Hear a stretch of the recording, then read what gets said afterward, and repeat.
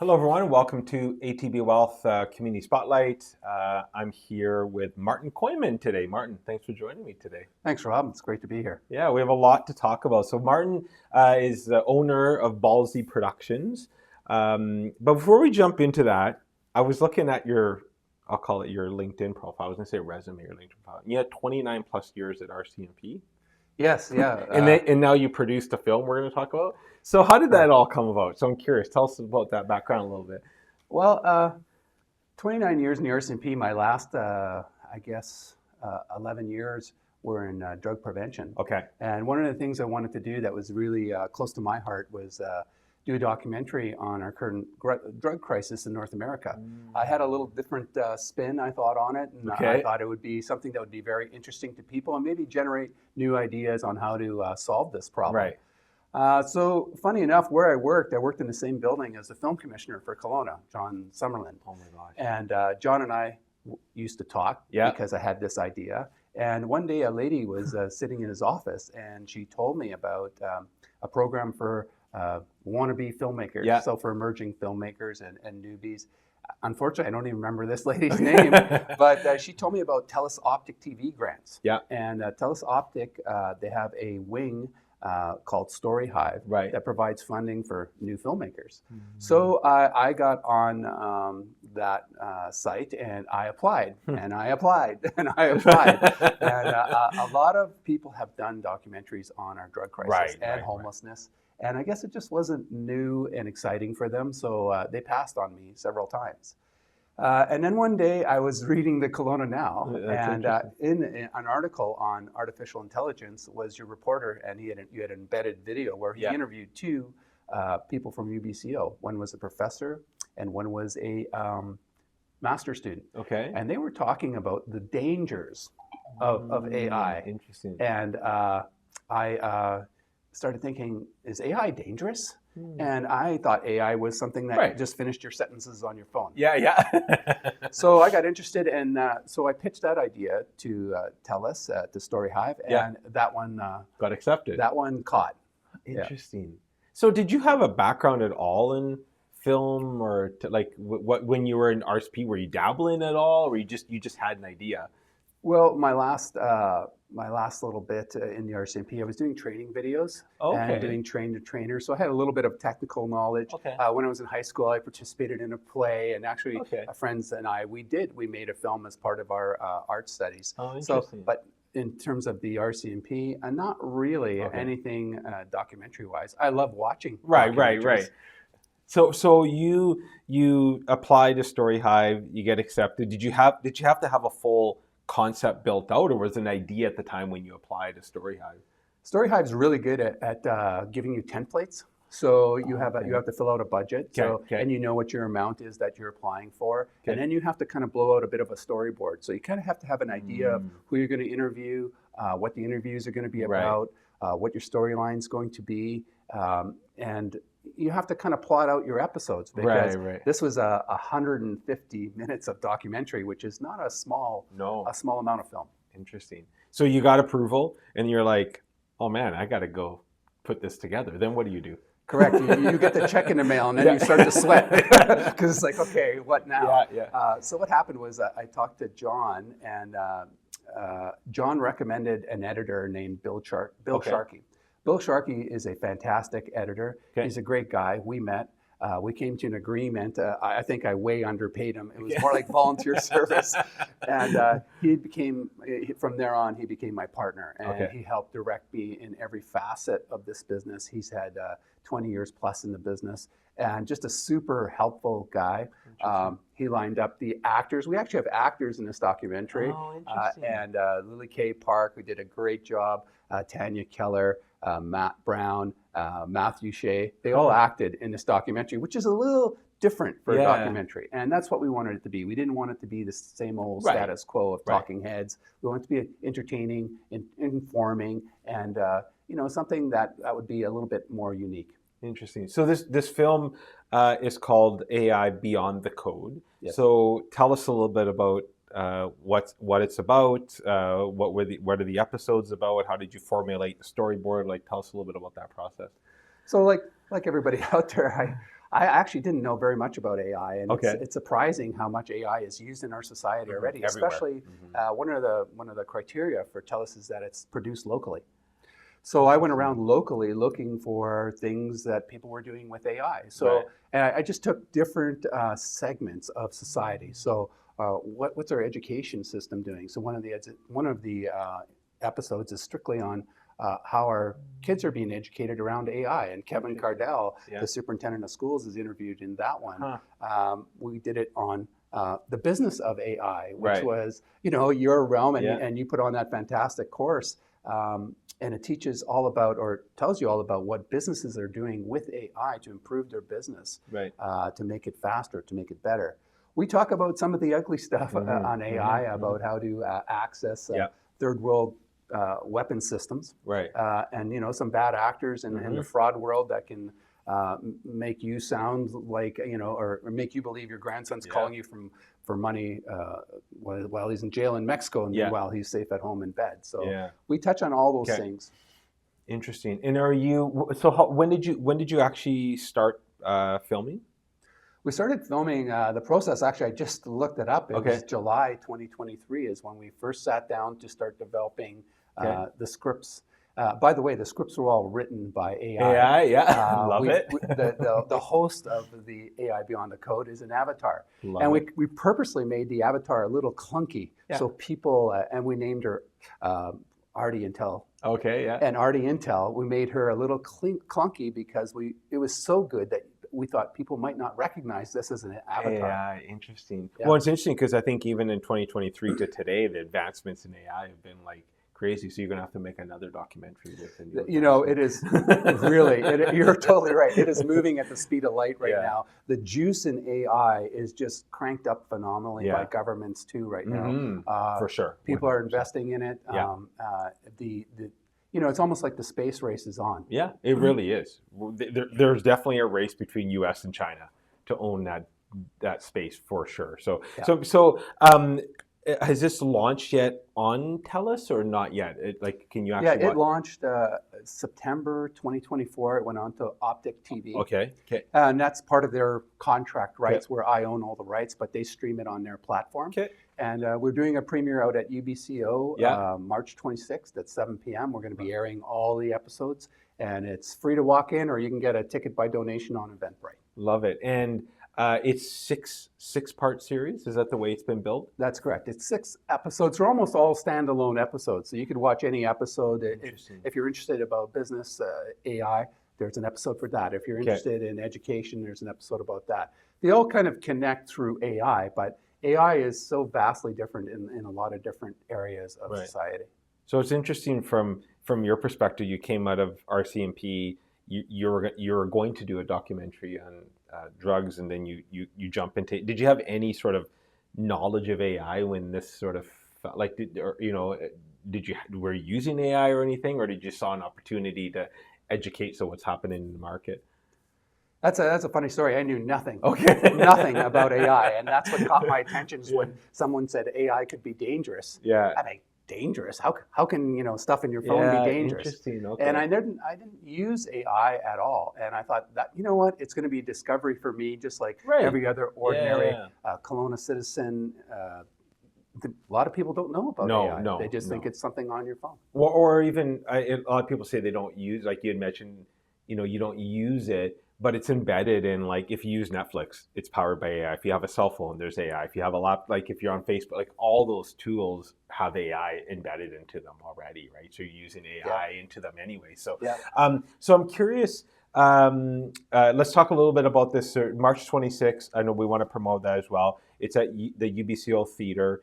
People can go on Eventbrite. We can put the link in maybe the article as well. And you said it's by donation, or you can show up. We do encourage people to sign up so you know the numbers. It's always good. It's an amazing venue to do that. But you also did some work with UBCO as well. Like part of one of the actual episodes around, like you have some professors from UBCO talking in as well. We have a professor, Liana Gabora, and a master's student named Abhishek Ratchik. They're both developing AI platforms, and they're working on different societal impacts. And they realized while they were working on this that there are some dangers to AI, and they needed some guardrails. And they're talking about governments making policy around AI. And we do address that. They are prominently featured in a couple of the episodes because they are the experts, per se, in the societal impacts that are going to happen in our world because of AI. So there is an episode that predominantly features them, and there's another episode on the educational aspect, the uses for AI as well in that, with ChatGPT and students using that to write their book reports instead of themselves. Right. Or send in their avatars to the classroom. Right. So I'm curious, because you said you didn't have a lot of knowledge of AI, now you've jumped in and did a documentary. I know, you're in the course we're offering as well. Like, how has your use of AI changed from the day you started your documentary to today? Are you using it on a day-to-day basis? Or are you using it more than you thought you would? So we used AI as much as we could in the movie. Which is great. AI wrote most of the scripts with the human involved, tweaking it the way we wanted to do. The avatar, we tried to give the avatar a sense of humor, which it was not easy to do. So the creative part of AI is not really there yet. No. But I do use ChatGPT almost as my search on my internet now, rather than the search function, rather than Googling something. I use ChatGPT because you get much better answers, and it can help you reformulate and give you ideas on things you're thinking about. Right. And that's what I find really in the creative process. You have an idea, and the AI just helps flush it out for you. It's interesting. It's funny because I'm the same way. I switched from Google to ChatGPT and Perplexity actually for my search engine because I find I can iterate with it. That's what I like. I can iterate with Google. You really can't as much. But so I'm curious that this is we're going to do this sort of premiere at UBCO. What's next for you? What's on the agenda? Do you have a vision of doing a follow-up in the AI space or other documentaries, or is it a one and done for you? I really think that AI is going to be something that's fascinating. I would like to do a follow-up, but maybe give it a couple of years so we can really show how far we've come. Yeah. Right now, I'm working with Bill Sharkey and another producer named Ryan Thibault. Okay.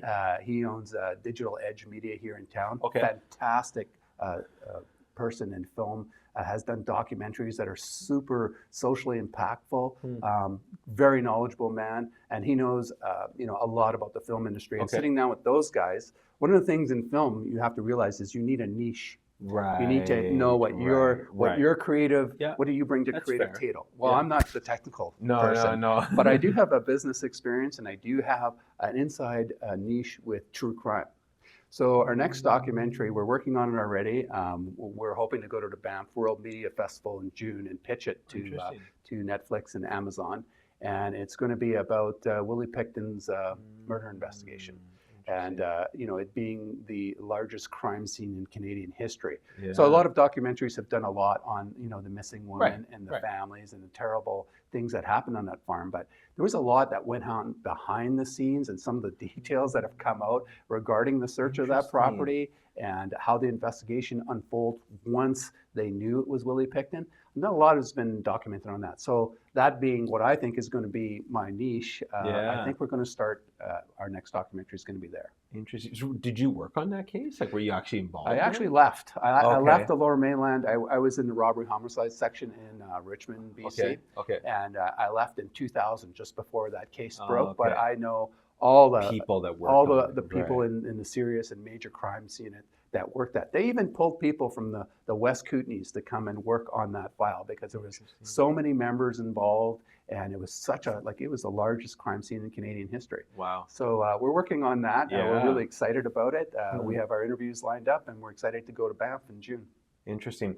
I'm curious, back to Beyond the Code, I'm curious what the learnings were for you, like, because if you hadn't done this before, were there moments where you're like, oh, what am I doing? Or what was that learning process? And I assume, is the next going to be quote unquote easier for you because you've gone through the process of doing one before?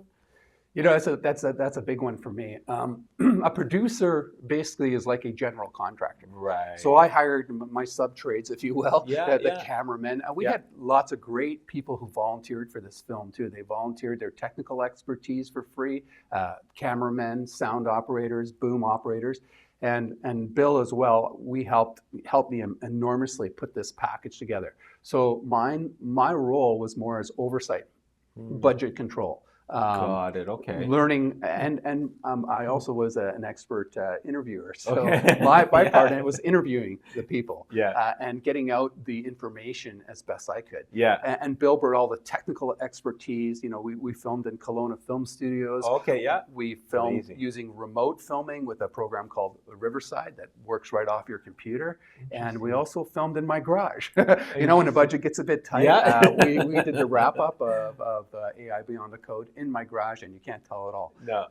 And so it was a really massive learning curve. But what I learned is you don't try to do it all. You surround yourself with a great crew, and the crew was great. I can't thank Bill enough. Yeah. And then you learn what your role is, and my role as a producer director will, you know, I'll be getting more involved. But it was a massive learning curve, and I'm sure the next one's going to be a lot easier. You hope. Yeah. So it is the vision for you to do, like, you're not stopping at the next one? Like, is your vision to do more of these films? Is that sort of what your vision is, or kind of just take it one at a time and see where it goes? No, I love, all of us want to create, you know, documentaries that are socially impactful, that we can take the lens and shift things a little bit and look at certain perspectives differently. Yeah. And we want to entertain people, but we also want to change their hearts and minds around things.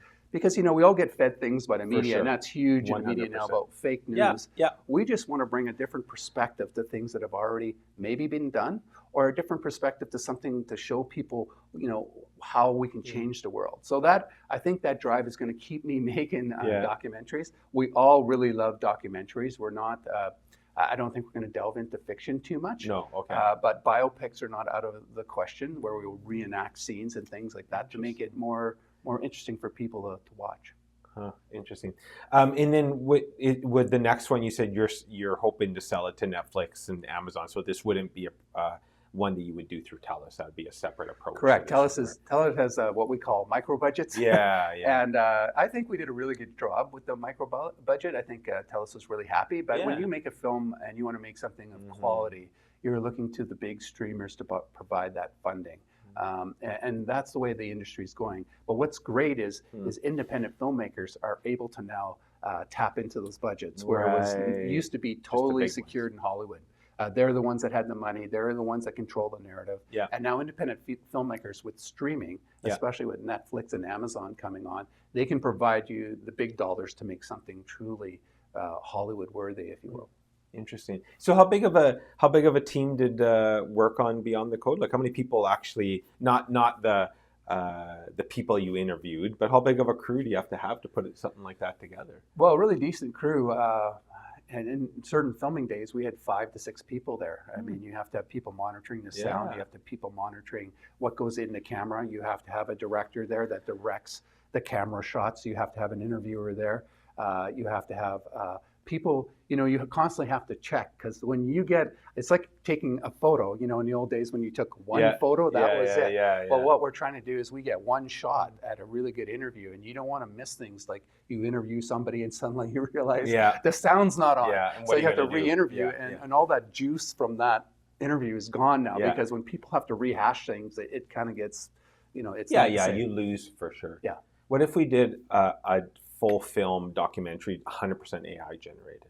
We actually just do that. And that is, you know, I don't know if you know, but just before I did this film, the writers in Hollywood went on strike. And screenwriters, we do a segment on the movie industry and about AI and how it's, even in music, how it's starting to replace, it's replacing the creative ideas of humans, but it never can create anything. It only can blend things. So you could have like a song by Green Day, sung by Johnny Cash, in the melodies of, I don't know, Elvis. So they can blend things, but they can't come up with anything creative now. But screenwriting, people who have an idea, they can use screenwriting techniques to flesh out those ideas. So there is, you know, there is some concern in Hollywood about AI, and I could totally see a movie being made by AI. I could see that, especially the animated ones. Like, I was thinking like AI would be able to create that for sure, like above my pay grade, because even in our course we talked about, you know, audio and video, and we had students submit some of the videos they created, and I was blown away. Like, they created a song on Suno, and then they put a video to it, and I'm like, That's pretty cool in like a little 2-week course or 6-week course that we do. So imagine the people that are eating and breathing this. I would be worried if I was in Hollywood because I could see these tools are getting, I always say these are the worst the tools will ever be. They're getting better every day, every day, every day. So Yep. yeah, I'd be curious to see where this ends up in the filming industry. I haven't seen it displace humans yet. I think that's the worry.